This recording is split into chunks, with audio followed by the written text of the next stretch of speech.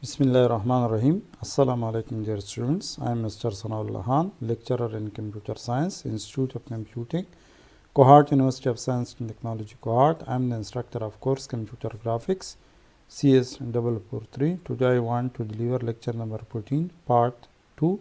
The topic is shading. So this is the outline. What is meant by shading? Why need shading? Shading models, and then summary. So what is meant by shading? As we know, lighting designates the interaction between materials and light source. So shading is the process of determining the color of pixels, or we can say shading is referred to as the implementation of the illumination model at the pixel points or polygon subsurfaces of the graphics object. Or simply we can also say that shading is used traditionally in drawing for depicting a range of the darkness by applying media more densely or with a darker shade for darker areas and less densely, or with a lighter shade for lighter areas. Light patterns such as object having light in shaded area help when creating the illusion of depth on paper. So for this purpose shading is used. So why we need shading? What is the need of shading that we are using? So normally human vision use shading as an indication to form, position and depth. Total handling of light is very expensive. So for this purpose, shading model can give us a good approximation of what would really happen much less expensively. So average and approximate result will be given by the shadings. This is the example. This is the without shading surface. There is some polygons available. After using some shading, it will look like a real 3D models. So another example, if we want to create a sphere without lighting and shading, then it will be look like this. Now if we want to sphere with shading, his visual cause of human shape, light position, viewer position, surface orientation, material property, etc. After using all these shading properties, they will be look like this, like a globe, not like a circle. So shading model. What is the need of shading model? Why we use a shading model? We have an illumination model for a given point on a surface. In every point on the surface is unique. Simply, should we calculate intensity of light at all points of the object? It is very difficult task. If our surface is defined as mesh of polygon, which point should be used? So it is calculation of intensity at each vertex or of each polygon is more difficult for us. So keep in mind it is fairly expensive calculation. Several possible answers, each with different implication for the visual quality of the result. So therefore, 3 and 4 common techniques are used, which is called as shading techniques. Constant shading, mean no shading, faceted shading, Gouraud shading, and Phong shading. So shading model dictate how often the color computation is performed. This is the scenario of shading model. Shading model can be divided in constant shading, mean no shading. Faceted shading is used for object defined as polyhedron. Interpolation shading used for polyhedron mesh approximation of curved surface. Further divided in two options: Gouraud shading and then Phong shading. So constant intensity shading, also known as no shading.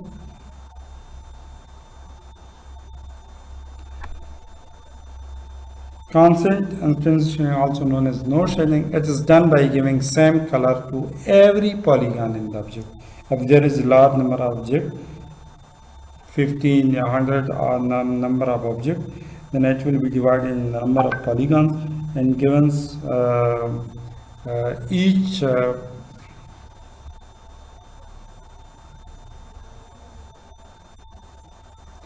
each number to polygon in the object. So this entire object is painted with the same color. So it is the simplest but not realistic procedure.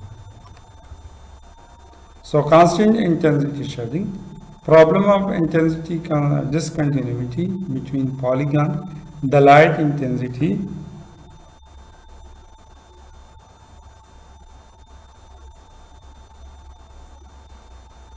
So the light problem of intensity the problem of constant intensity shading is the discontinuity between polygons. The light intensity is computed based on the normal of each polygon surface. So since different polygons have different normal or light intensity computed.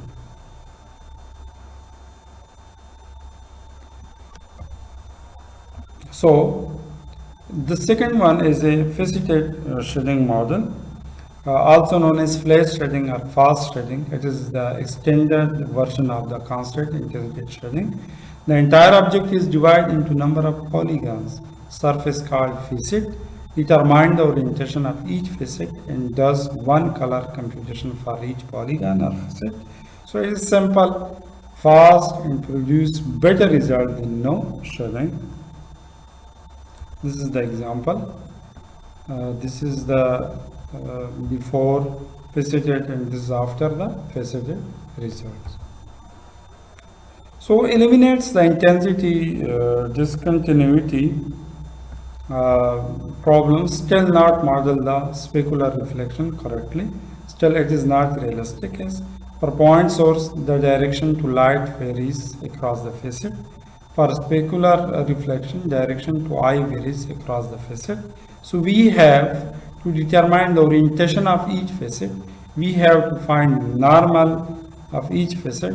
This approximation effect the result more.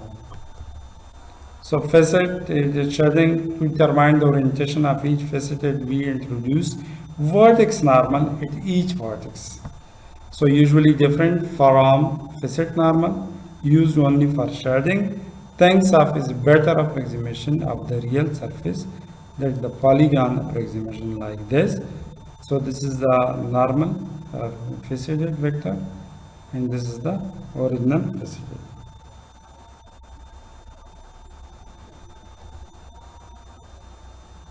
Faceted shading, it is very useful for quickly displaying the general appearance of the surface. It is more applicable when the object must be polyhedron and not approximation of an object with a curved surface. So what is meant by polyhedron? In geometry, a polyhedron, plural polyhedra or polyhedrons, is a three-dimensional shape with a flat polygonal faces, straight edges, and sharp corner or vertices. So all light surface source eliminating the object are sufficiently far from the surface so that NL means a normalized surface normal and the attenuation function are constant over the surface. So the VN position is sufficiently far from the surface so that VR means visual reflection is constant over the surface. Gouraud shading is the another model firstly developed in the 1970 by Henry Gouraud while working at the University of Oxford along with Evan Sutherland and David Evans, often also called intensity interpolation surface rendering. So the most common approach used in this technique is the intensity level are calculated at each vertex, linearly interpolate the resulting color over faces along edges as well as along scan lines. So To render a polygon, word surface rendering procedure is follow. First step, determine the average unit normal vectors at each vertex of the polygon. In the second step, use linear apply an illumination model at each polygon vertex to obtain the light intensity at that position. And the third step, linearly interpolate the vertex intensity over the projected area of the polygon. So let's going toward the example.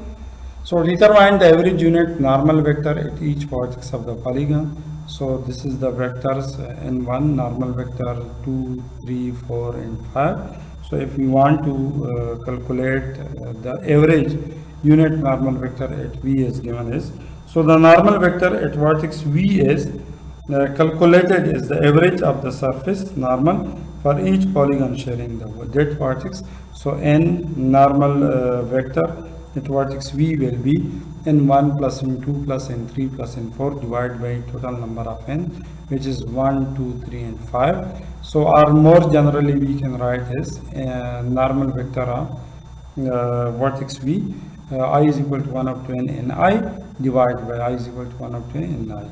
So this is the average formula for the unit normal vector at each vertex of the polygon.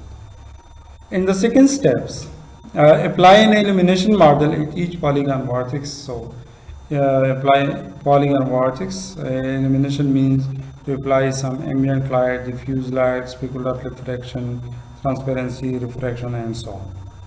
The third step is the linearly interpolate the vertex intensity over the projected area of the polygon along edges and along scans.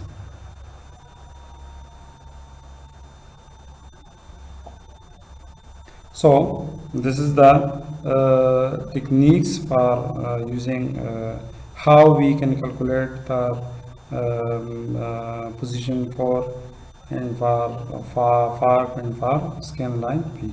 So for ground surface rendering, the intensity at 0.4 is linearly interpolated from the intensity at vertex 1 and vertex 2.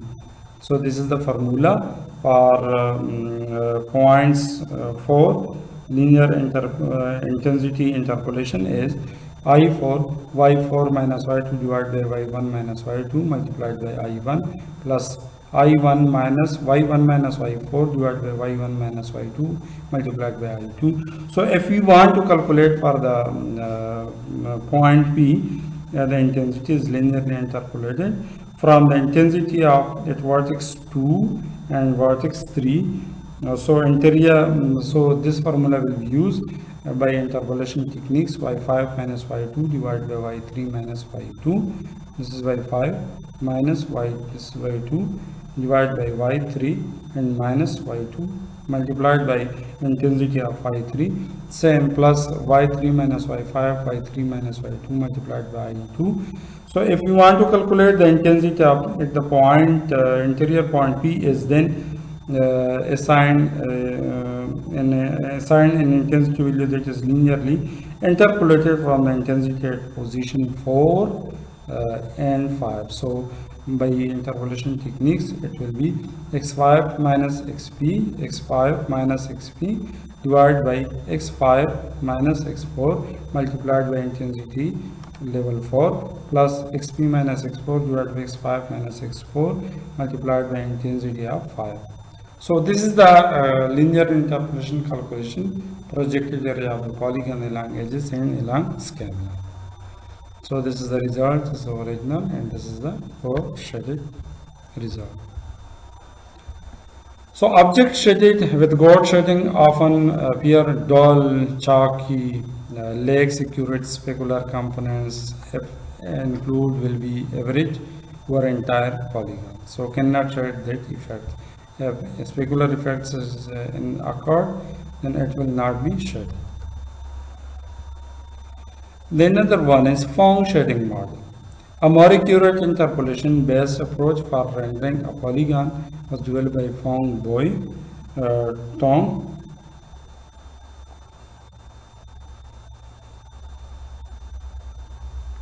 So basically the Phong surface rendering model interpolates normal vector instead of intensity value and then compute the actual intensity value using Phong lighting model, often also called normal or vector interpolation surface rendering.